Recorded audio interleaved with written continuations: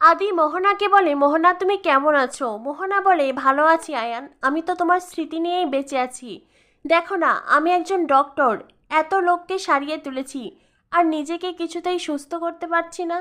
সবাই বলছে আমার তোমাকে ভুলে যাওয়া উচিত, কিন্তু জানো তো, আমি তোমাকে যত ভুলতে চেষ্টা করছি ততই তুমি আমার সামনে প্রকট হচ্ছ।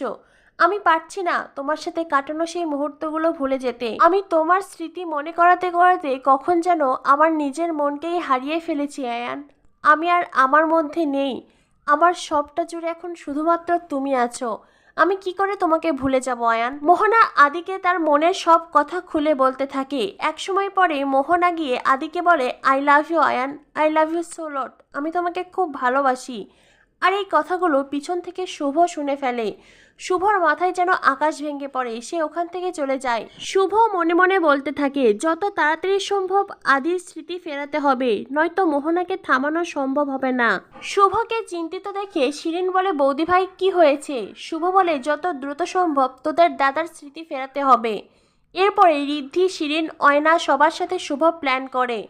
আর যেমন কথা তেমন কাজ, এইবার শুভর পুরো টিম মাঠে নেমে পড়েছে আদির স্মৃতি ফেরাতে। এরপর দেখানো হয় সন্ধে হয়েছে, বাড়ির কারোর সারা শব্দ না পেয়ে আদি সবাইকে তাদের নাম ধরে ডাকতে থাকে।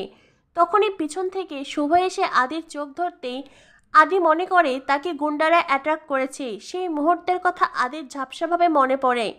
আদি শুভকে অ্যাট্রাক্ট করতে গেলেই শুভকে দেখে নিজের বুকে জড়িয়ে নেয়। এরপরেই আদি শুভকে বলে, পিছন থেকে এইভাবে আমার চোখ কেন ধরেছিলে? শুভ বলে, আমি তোমার জন্য একটা সারপ্রাইজ প্ল্যান করেছি। আদি বলে, আমার জন্য সারপ্রাইজ? তো বন্ধুরা, জমজমাট গৃহপ্রবেশ ধারাবাহিক কি হতে চলেছে আগামী পর্বে? পরবর্তী আপডেট পেতে আমাদের সাথেই থেকো। ধন্যবাদ সবাইকে।